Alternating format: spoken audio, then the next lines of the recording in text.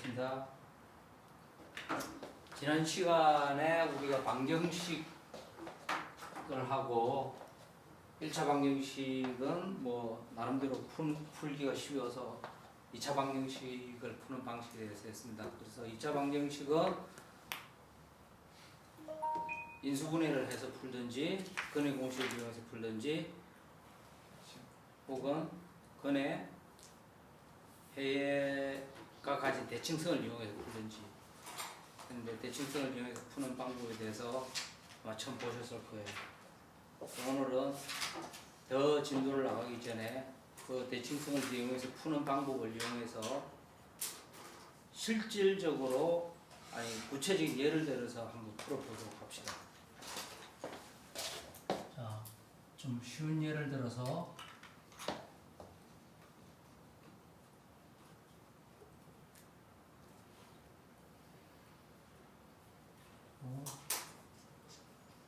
더하기 6은 이걸 풀도록 합시다. 인수분해를 하면 쉽게 풀 수 있는데 사실은 근해 대칭성을 이용하는 것도 인수분해 방법이랑 똑같습니다. 이제 그 대칭성을 이용하는 방법이 문제를 푸는 아주 근본적인 접근 방법이라는 것을 한번 생각해 보도록 합시다. 인수분해를 여러분들이 지금 기억하시는 분도 있고 못하시는 분들도 있는데, 대수학, 지금 대수적 방정식을 푸는 거죠. 대수학의 기본적인 생각은 뭐라고 했죠? 네? 우리가 답을 알고 있다고 가정을 하는 겁니다. 답을 알고 있다고 가정을 하고 그 답이 될 수밖에 없는 것을 찾아내는 겁니다. 그럼 이 식의 답을 알고 있다고 가정을 하면 2차 방정식은 근이 두 개라고 하니까 근이 왜 두 개인지는 나중에 말씀드리겠지만 두 개라고 가정을 하면 그 두 개의 근을 알파하고 베타로 놓읍시다. 그러면 알파하고 베타로 놓으면 그 방정식은 이렇게 되겠죠. 그렇죠? 그래서 얘를 풀어서 이쪽의 식이 이쪽의 식과 똑같은 것을 이용하면 되겠죠. 이걸 계산하면 x제곱 마이너스 알파 x, 조금 천천히 갈게요. 마이너스 베타 x 더하기 알파 베타는 0. 그죠? 그럼 이거는 x제곱 마이너스 알파 더하기 베타 x 더하기 알파 베타는 0. 그럼 얘하고 얘하고 같아야 되니까 알파 더하기 베타는 뭐가 되죠? 5가 돼야 되고 알파 베타는 6이 돼야 되죠. 그러니까 알파 더하기 베타는 마이너스 5. 마이너스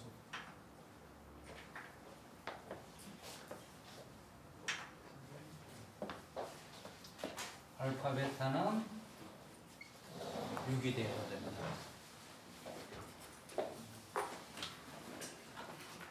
그 다음부터 답을 찾는 것은 대략은 트라이 앤 에러밖에 없습니다. 이 숫자 저 숫자를 다 대입하는 수밖에 없다는 거죠. 그래서 눈치가 빠른 분은 알파가 마이너스 2고 베타가 마이너스 3인 경우를 생각을 하면 알파 베타는 6이 되고 알파 더하기 베타는 마이너스 5가 됨을 알 수 있습니다. 그거는 그냥 트라이 앤 에러예요. 그냥 우리가 이것도 시도해보고 저것도 시도해본 결과예요. 그죠? 알파는 마이너스 2, 베타는 마이너스 3으로 두면 얘가 이걸 만족하는 것을 알아서 답이 됨을 알 수 있습니다. 근데 이건 그냥 눈치 혹은 속된 말로 통밥으로 때려잡은 거지 꼭 이게 답이 되라는 법은 없죠. 그래서 우리는 시스테미컬리하게 이 답을 내는 방법을 알아내야 됩니다.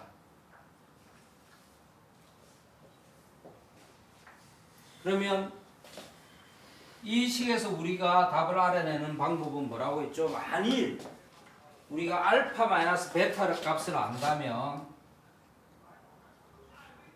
얘 두 개의 연립 방정식을 풀어서 알 수 있다고 그랬죠. 더하거나 빼서 알 수 있죠. 그래서 안다고 그러면 얘만 구하면 그 다음 알파 베타를 구하는 건 문제가 아니니까 이제 생각을 합시다. 알파 마이너스 베타는 이 두 개에서 어떻게 하면 찾아낼 수 있는지. 알파 마이너스 베타의 제곱은 알파 더하기 베타의 제곱 빼기 4 알파 베타라는 것을 우리는 알고 있습니다. 그죠? 얘는 알파 제곱 더하기 베타 제곱 마이너스 2 알파 베타고, 얘는 알파 제곱 더하기 베타 제곱 더하기 2 알파 베타가 되니까 여기서 마이너스 4 알파 베타를 해주면 양변의 식이 같습니다. 그럼 여기서 시사하는 방법, 알파 마이너스 베타는 우리가 알고 있는 것으로부터 끄집어낼 수 있다는 거죠. 알 수 있다는 거죠. 그러면 여기서 알파 플러스 베타는 마이너스 5의 제곱이 되고, 알파 베타는 6이니까 4 곱하기 6. 얘는 25 빼기 23. 그러니까 12, 10인데 1. 그죠? 그럼 알파 베타는 뭐죠? 알파 마이너스 베타는 1이거나 혹은 마이너스 1이죠. 그러면 얘를 이용해서 얘를 풀 수가 있는 거죠. 그죠? 그러면 우리가 저기 대입하면 식이 두 개로 합니다. 여기서 알파 플러스 베타는 마이너스 5 이 하나에서 나오고, 그 다음 여기서 마이너스 5. 그럼 여기서 알파는 얼마, 베타는 얼마 정확히 구할 수가 있는 거죠.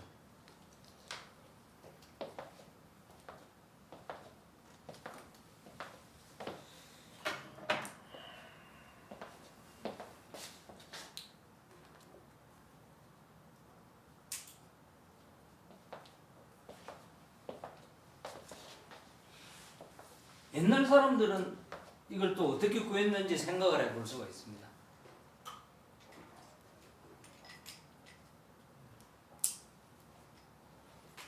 자, 이거는 우리가 대칭이라는 식을 이용해서, 즉 문자를 마음대로 다루는 것을 통해서 구했는데, 아주 옛날 사람들은 2차 방정식을 풀 때 좀 더 실제적인 생각을 가지고 저걸 구했어요. 이건 우선 대칭을 이용한다는 걸 이용했고,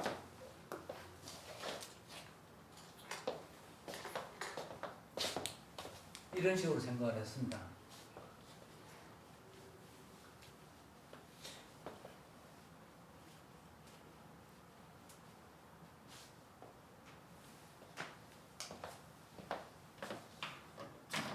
x제곱을 면적으로 생각한 거예요. 면적. 무엇의 면적이죠? 한 변이 x인 정사각형의 면적이죠. x제곱은. 그림을 그립니다.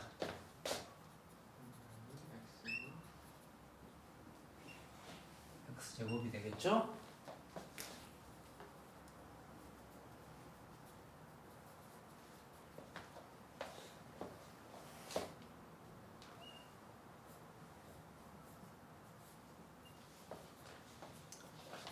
한 변의 면적이, 한 변이 x고 또 다른 한 변은 3을 그립니다. 2를 그립니다. 그럼 2x가 되고, 이쪽은 뭐가 되죠? 그럼 3 하면 되겠죠. 3x.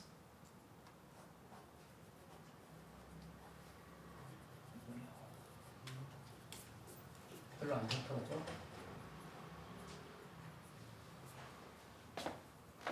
이 사람들이 이렇게 하는 게 아니라, 죄송합니다. 그걸 반씩 쪼갭니다. 이건 너무 자기적이고,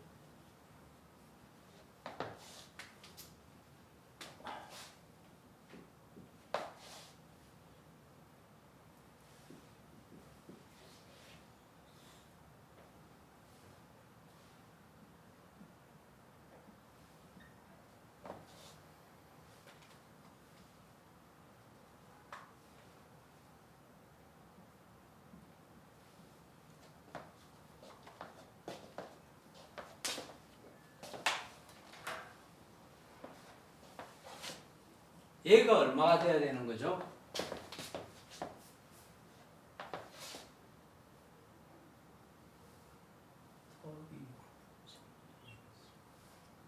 마이너스 6. 이거 마이너스 6이구나.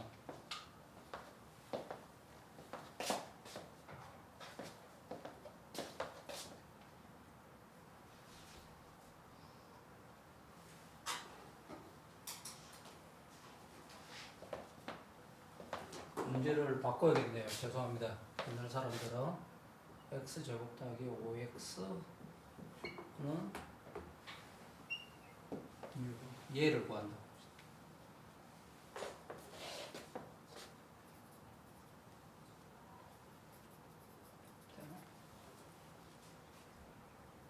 네.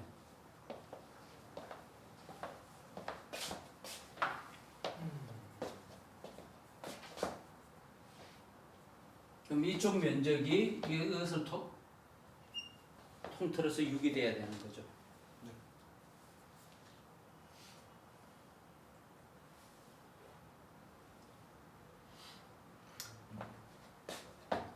얘가 6이 되는 것을 구하기는 쉽지 않죠. 그래서 옛날 사람들은 알고 있는 것을 토탈하기 위해서 이만큼 더합니다. 이만큼은 얼마 더해야 되죠? 2분의 5의 제곱이 되죠. 그죠?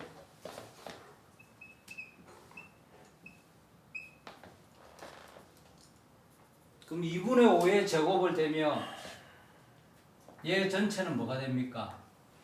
이것의 면적이 되죠. 그죠?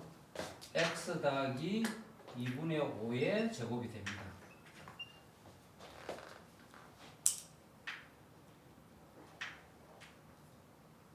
그럼 이만큼 더해졌으니까 이 우변에도 더해줘야 되겠죠? 2분의 5의 제곱.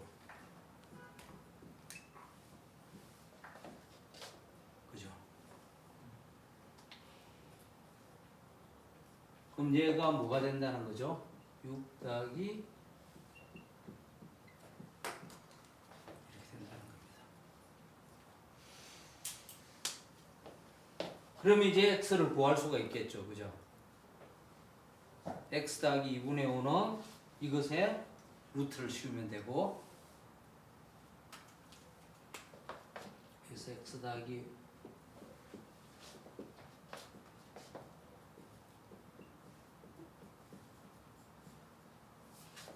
이것이 되고, 물론 플러스 마이너스가 있겠지만 옛날에는 음수가 없었으니까 플러스만 둡니다. 그러면 x는 이제 구할 수가 있죠. 얘에서 이걸 빼면 되죠. 자, 이게 옛날 사람들이 구한 방식입니다. 실제로.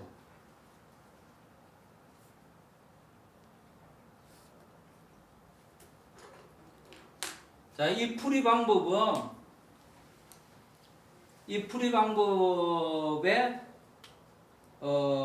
아이디어는 뭘까요? 야, 저기 뭐 잘라서 더해주고 해서 풀었는데 여기 있는 철학은 바로 완전 제곱식으로 바꾸는 겁니다. 그죠? 적식을 완전 제곱식으로 바꾼 거예요. 주어진 면적들을 정사각형의 면적으로 바꾸어서 푸는데 이것이 사실은 완전 제곱식으로 바꿔서 구하는 근의 공식입니다. 아주 고전적인 구시대적 고대적 방식이고 이것은 대칭을 이용한 방식이에요. x제곱 더하기 5x는 마이너스 6이 돼야 되는 거 아니에요? 선생님? 아, 얘하고 얘는 지금 다른 문제예요. 네. 문제를 바꿨어요. 네, 문제를 바꾸었어요. 저게 마이너스 6일 경우에 상정. 마이너스 6일 경우는 상정 못 풀어요. 옛날 사람들은 항상 저기 양수만 나오는 답을 했으니까 제가 얘를 옮겨 써야 되는데 뭐 이번에 오늘 내가 그냥 얘하고 같은 면적을 붙여주기 위해서 여기 5x잖아요.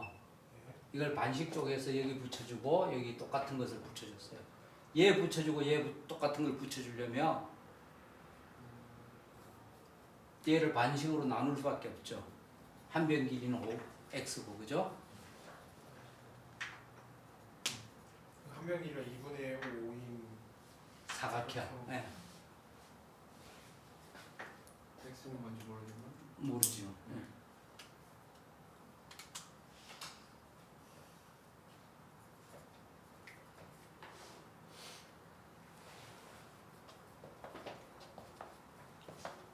물론 이 사람들은 이런 문자를 쓰기 전에 이렇게 문제를 푸는 방식을 구한 거예요.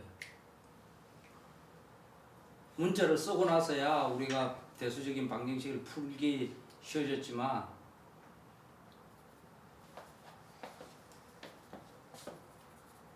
하나 더 궁금한 게 네. 있는데 저기서 왜 x 마이너스 알파 곱하기 x 마이너스 베타를 네.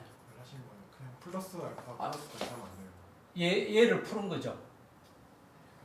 근이 알파 베타라고 가정을 했을 때 근데 x 플러스 알파 하면 안 되는 거예요? x 플러스 그 베타. x 플러스 알파 x 플러스 베타 이거 말씀하시는 거죠? 예. 이렇게 되면 이것의 근은 뭐죠? x는 마이너스 알파가 근이 되죠. 그죠? x가 알파라는 근이라고 가정을 하면 x 마이너스 알파가 되는 거죠.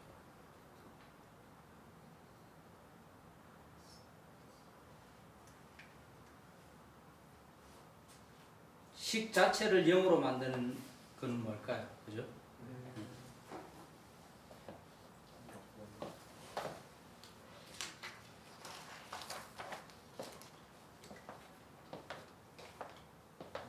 그래서 인수분해를 하는 방식보다 이런 방식이 훨씬 근본적이기 때문에 해보는 것은 좋습니다. 여러분들이.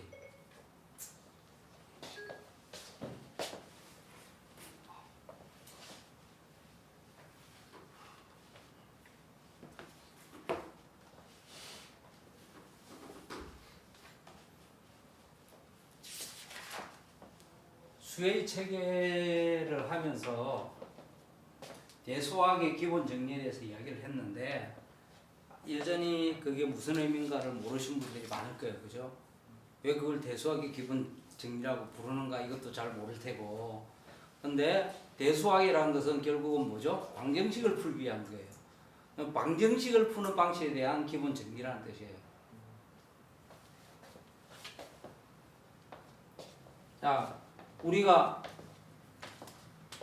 x제곱 더하기 5x 더하기 6은 0 이걸 풀 때 암묵적으로 여러분하고 저하고 동의를 하고 넘어간 부분이 있습니다. 뭐냐? 근이 두 개다. 그죠? 네. 근이 세 개일 수도 있잖아요. 근이 네 개일 수도 있잖아요. 네. 근데 왜 단 두 개만 돼야 되냐? 이 굉장히 어려운 문제죠. 왜 근이 하나도 아니고.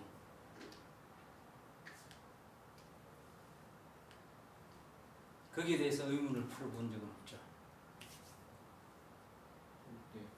하다못해 x는 x 더하기 1은 제로. 자, 이거 근이 쉽게 x는 마이너스 1이 답이잖아요. 그럼 마이너스 1 말고는 답이 없을까? 물어볼 수 있는 거예요. 네. 굉장히 근원적인 질문이에요, 이게. 만일 아이가 그거 외에는 왜 답이 그거로 끝이야 이런 물으면 아주 심오한 질문을 한 겁니다. 그 애를 꾸짖으면 안 돼요. 그러니까 우리가 알고 있는 수 체계에서는 두 개밖에 없다라는 건데 두 개요? 하나요? 어디서? 위에서? 위에서는 그렇고 밑에서는 하나인데 그 아이가 그렇게 질문했다는 거는 그런 질문은 성립을 하려면 우리가 알고 있는 수 너머에 다른 무엇이 있을 수도 있다 이거를 가정하는 건가요? 몰라서 물론 몰라서 물었겠지만 왜 하나밖에 답이 없어 이렇게 하면 답하기 어른으로서도 답해주기가 힘듭니다. 그렇지 않아요? 네.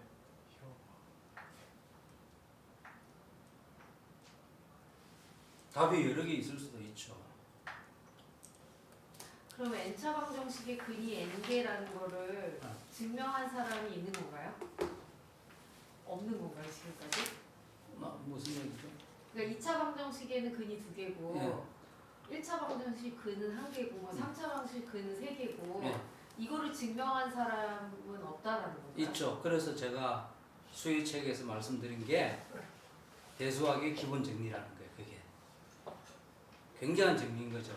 근데 저 x 플러스 1은 얘기할 수 있을 것 같아요. 왜? 어떻게? 그 여번은 항상 하나밖에 없으니까. 여건이 하나밖에 없냐라고 물으면 또 쉬운 건 아니죠. 물론 하나긴 가끔 증명이 됩니다. 증명할 수는 있어요. 그 답은 또 1차식은 상대적으로 쉬워요. 그럼 2차식에서 3차식에서 4차식에서 이렇게 물으면 답하기가 어려워지는 겁니다. 외워? 이러겠죠. 외우가 아니라 그건 아이들한테 답을 해줘야죠. 그게 하나밖에 없는데 혹은 2개밖에 없는데 그건 나중에 더 가서 배울 수가 있다. 이렇게 하는 거죠. 외워하면 안 되는 거죠. 그렇잖아. 외워 이런 거는 굉장히 강압적인 겁니다. 저 같은 여린 사람은 쇼크를 받아요. 공부하는데. 그냥 외워서 하다 보면 막 가끔 깨달아질 때도 있잖아요. 그게 꼭 강압적이라는 그러니까 말투를 좀 생략하게 하면 하다 보면 이게 그 얘기였구나. 그 옛날에 고문을 하던 수사관들이 말투는 굉장히 정중했다는 거 아닙니까? 잠깐 손가락을 뽑을까요? 뭐 이런 식으로. 실제 공포 영화에서도 그잖아요. 악당들이 웃고 상냥하게 하면서 잔인한 짓을 벌이면 너무 무섭잖아.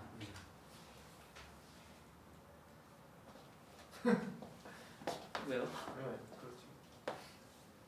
제가 굉장히 무서운 사람입니다.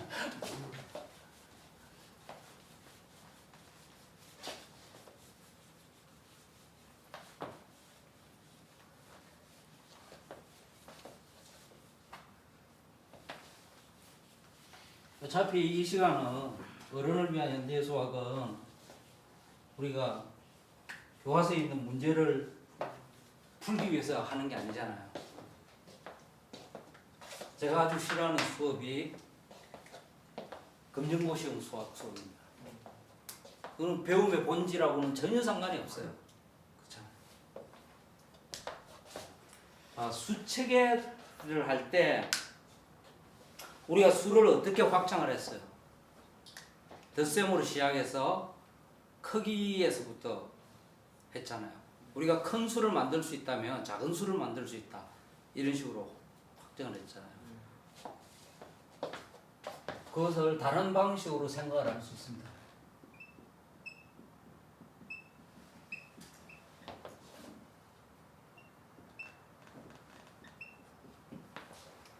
방정식으로 돌아가서 우리가 x-3은요. 이 방정식을 풀 수 있습니다. 그죠? 어쨌든 3을 넣으면 답이 나오니까 답이 더 있는지 없는지는 생각을 하지 않고 답을 구할 수는 있어요. 자연수 내에서. 그죠? 그럼 자연수만 알던 시절에 사람들이 더 생각을 해봅니다. 그러면 우리가 이런 방정식을 풀 수 있을까? 라고 생각을 합니다. 풀 수가 없다 이러면 어떻게 하면 되죠? 경기를 하는데 원래 룰에 없는 상황이 만들어졌어요. 그럼 그때는 어떻게 합니까? 경기를 포기합니까? 경기를 안 합니까? 룰을 추가를 하면 돼요. 그죠? 똑같습니다. 원래 있는 상황에서 룰에서 만들지 못하면 룰을 추가를 하면 됩니다. 그러면 자연수에 없는 수를 추가를 하면 됩니다. 그죠? 그러면 여기서 우리가 자연수에서 시작해서 뭐로 가는 거냐면 정수로 정수의 세계로 확장을 할 수 있습니다.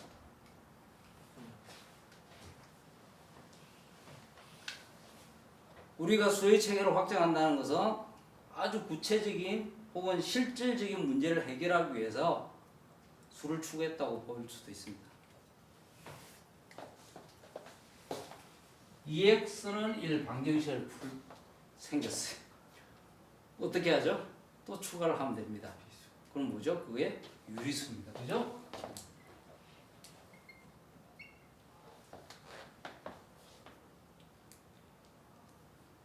그 다음 또 이런 방정식이 나왔어요. 또 추가를 하면 되죠. 루트라는 수.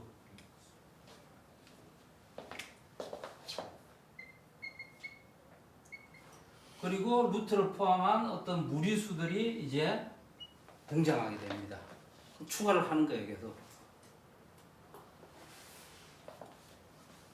그럼 또 방정식이 이런 게 있습니다. x제곱은 마이너스 1. 그럼 어떻게 하죠? 또 추가를 하면 되죠. 자, 이거는 여기까지 실수고 이제 여기 복소수가 됩니다. 그죠? 또 추가를 했어요. 계속 추가를 했어요.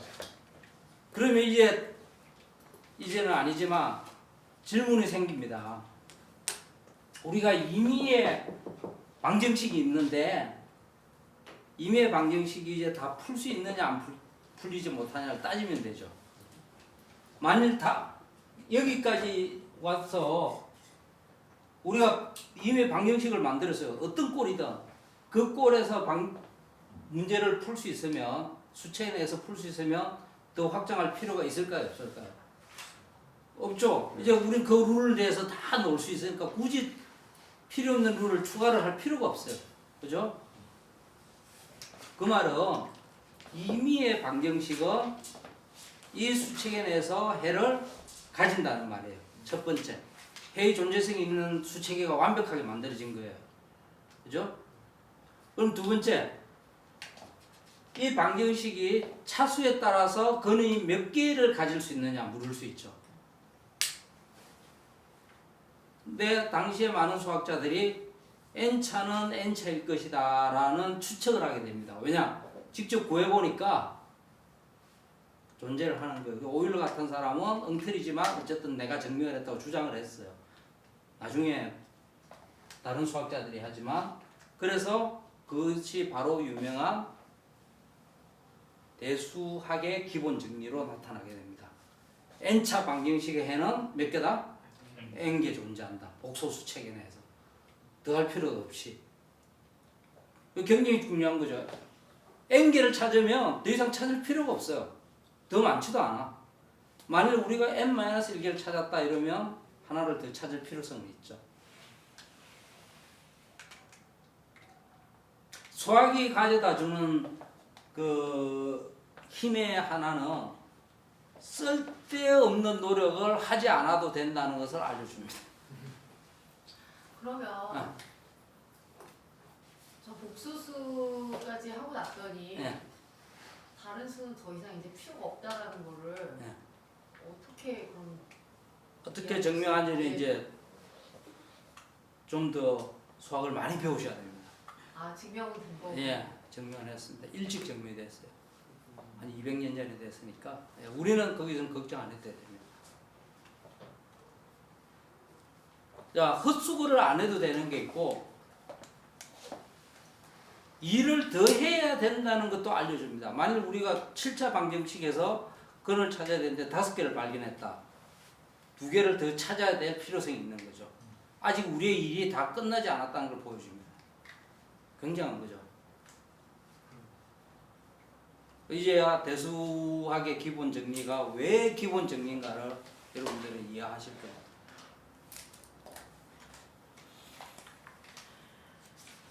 산술의 기본 정리는 뭐라고 했죠? 임의의 자연수는 소수들의 곱으로 유일하게 곱할 수 있다.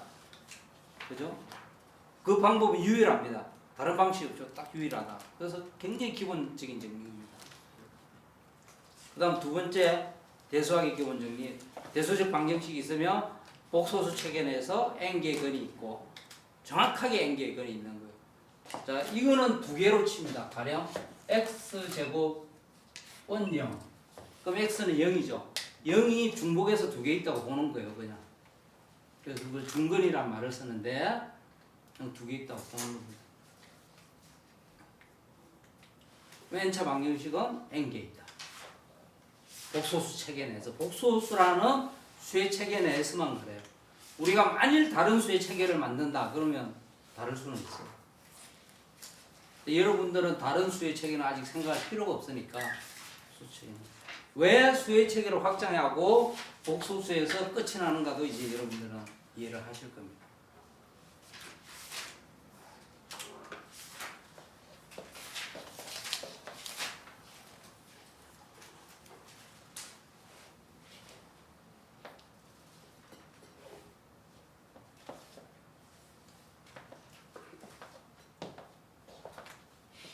그리고 2차 방정식은 이렇게 풀었고 3차 방정식, 4차 방정식까지는 그렇게 방정식을 푸는 알고리즘이 존재를 하는데 5차 방정식 이상은 그런 일반적인 알고리즘이 없어요. 그것도 굉장한 거죠. 5차 방정식에 차수가 어찌됐든 방정식을 푸는 일반적인 방법이 없다. 그것을 푸는 증명하는 방법은 개가 가진 대칭성을 가진 겁니다.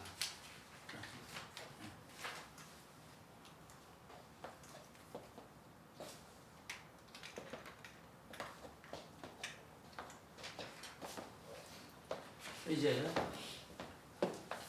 방정식을 푸는 다른 방식을 알아보기로 합니다.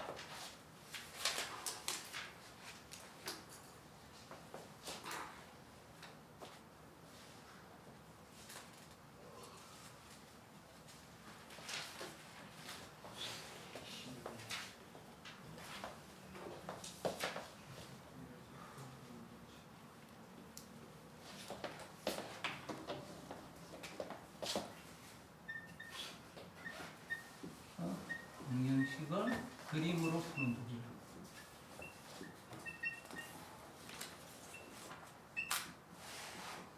그리고 이때 그림은 전문적인 용어로 그래프라고 합니다.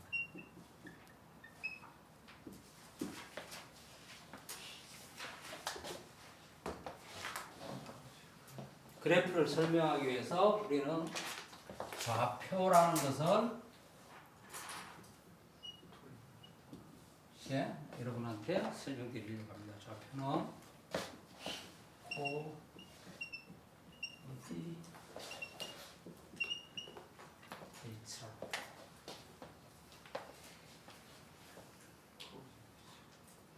좌표를 처음으로 구하는 사람은 데카르트라는 사람입니다. 데카르트.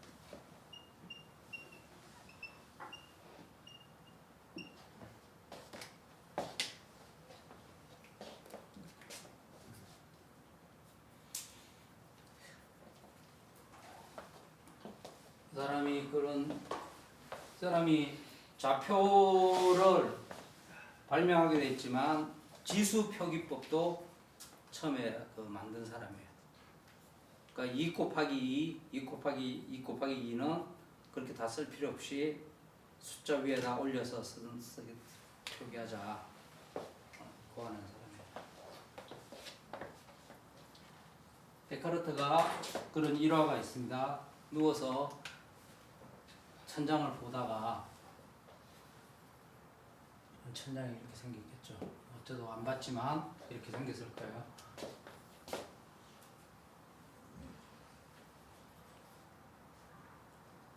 파리가 기어다니는 모습을 보다가 쟤의 궤적을 어떻게 나타내면 될까? 혹은 파리의 위치를 어떻게 나타내면 될까를 생각을 합니다. 발명은 사소한 데서 오죠, 그죠? 그래서 여기를 기점으로 해서 한쪽 귀퉁이를 기점으로 해서 여기까지 얼마의 거리를 가고 그리고 여기를 또 기점으로 해서 여기를 얼마까지 가느냐 라고 하면 위치를 알 수 있다 라고 생각을 한 거예요. 이 좌표가 이렇게 해서 탄생을 합니다.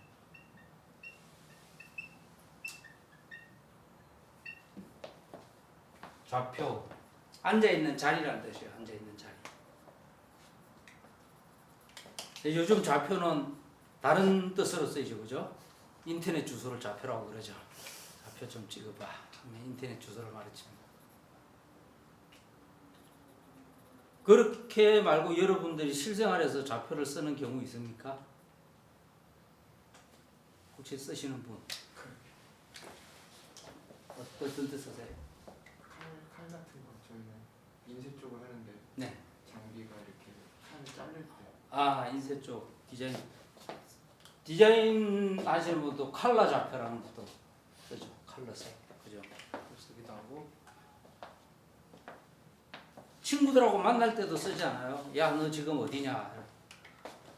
그죠? 원점을 정해주고 1, 4분면, 2, 4분면을 정해주고 안 쓰세요? 먹어요 그러면.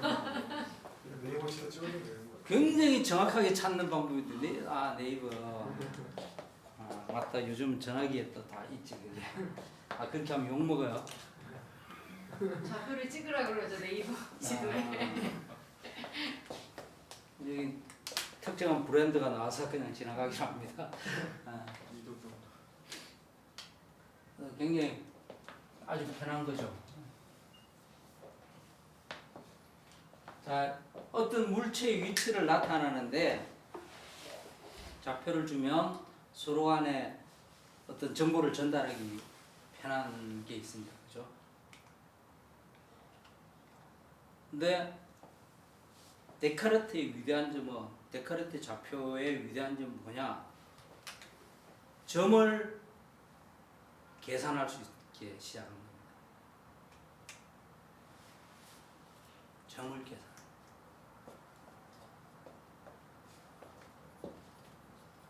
이때까지 기하학은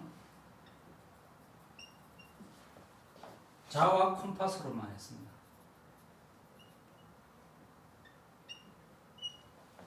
자와 콤파스.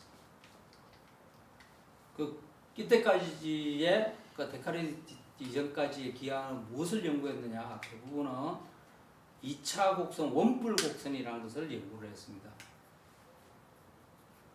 원뿔 곡선은 뭐냐면 우리가 원뿔을 그렸을 때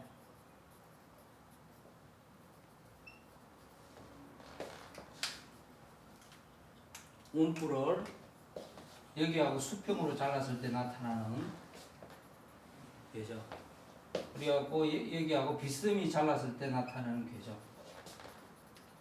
이 원뿔을 대칭적으로 더 크게 그렸을 때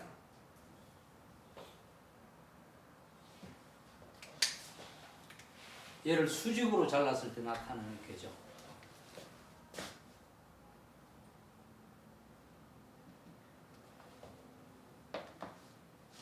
그래서 이것을 원이거나 타원이거나 포물선으로 불렀어요.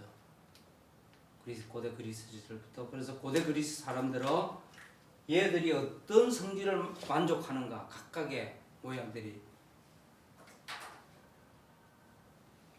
그것을 연구하고 쭉 내려왔습니다. 몇천 년 동안. 다른 도구는 없었어요. 단지 자와 콤파스만으로 얘들의 성질을 보고 얘들 간의 어떤 거리, 점과 거리의 관계가 어떻게 이루어지는가를 연구를 하고 결과를 발표를 했습니다. 그러면 여기서 이때까지의 기하학에는 계산이라는 건 없어요. 자와 콤파스로만 그리는 겁니다. 거리를 옮겨와서. 근데 데카르트가 이것들의 모양을 평면 위에 그리고 나서는 뭐가 되죠? 자, 이 평면 위에 원을 그렸습니다. 그러면 이 원의 점들이 각각의 좌표라는 지위를 획득하게 됩니다. 그죠? 이 우리나라 어떤 시인도 이야기했죠, 그죠? 너가 이름을 불러주기 전에는 뭐 그런 말이 있잖아요. 그게 좌표입니다. 그래서 각각의 점들이 이름을 획득하게 됩니다.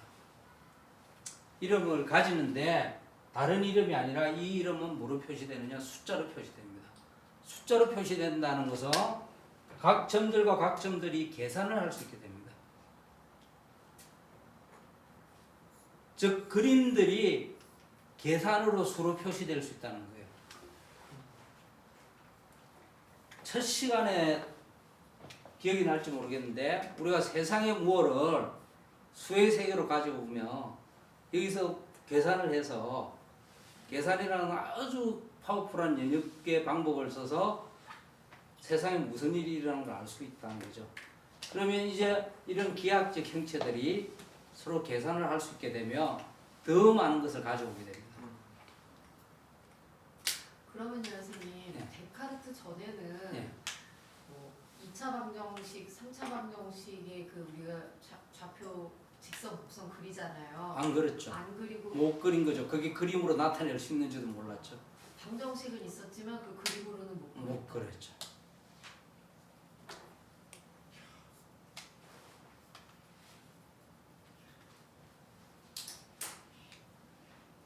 그래서 데카르트가 좌표를 도입하고 나서 이제 사람들이 생각을 합니다. 그럼 얘들이 방정식으로는 뭐로 나타날 것인가? 그럼 일단 방정식의 세계로 가면 그때부터 계산이 되니까 기하학이 굉장히 쉬워지는 겁니다. 더 이상 자와 컴파스는 필요 없어지는 거예요. 사람들은 뭐만 있으면 되냐? 종이하고 연필만 있으면 됩니다. 자, 컴파스란 도구는 던져버리는 거예요.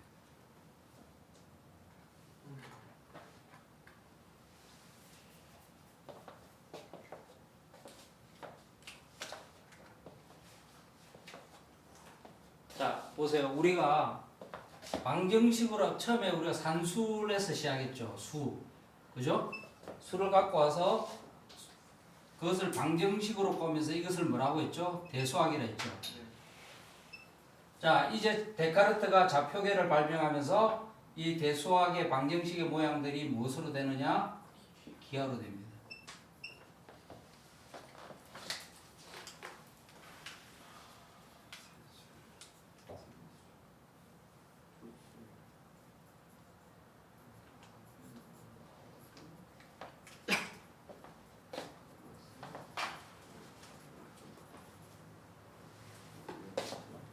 그러면 계속 앞으로도 설명하겠지만 산술의 많은 문제들이 방정식으로 고쳐서 풀 수도 있고 방정식의 많은 문제들이 기하로 고쳐서 풀 수도 있어요. 이 단계를 그대로 뛰어넘으면 산술의 많은 문제들이 기하의 형태로 풀 수 있고 기하의 이제 어떤 형태들이 그것을 방정식 꼴로 바꾸면 이걸로 풀 수가 있어요. 혹은 기하의 어떤 문제들이 산술의 문제로 바꾸어서 풀 수가 있어요. 그래서 그 수학의 제 분야들을 보면 이런 이름들이 붙습니다. 산술기하, 대수기하 이런 문제들이 있어요. 이런 것들이 막 섞여 있는 겁니다. 그래서 수학에서도 한 가지 있는 학문이 있는 게 아니라 여러 가지 다른 분야들이 섞여서 문제 해결의 도구로 사용됩니다. 그래서 뛰어난 수학자들은 이런 분야들을 다 막 넘나들어요. 그리고 이런 문제들을 또 해결하기 위해서 뭐가 오느냐? 우리 이 시간에 맨 마지막에 들은 미적분이 들어갑니다. 그래서 이런 제 문제들을 풀기 위해서 미적분학이 응용이 되기 시작합니다. 기하를 혹은 그래프, 데카르트의 좌표를 이용해서 우리가 문제들을 어떻게 방정식 문제들을 어떻게 해결하는지에 대해서는 10분 후에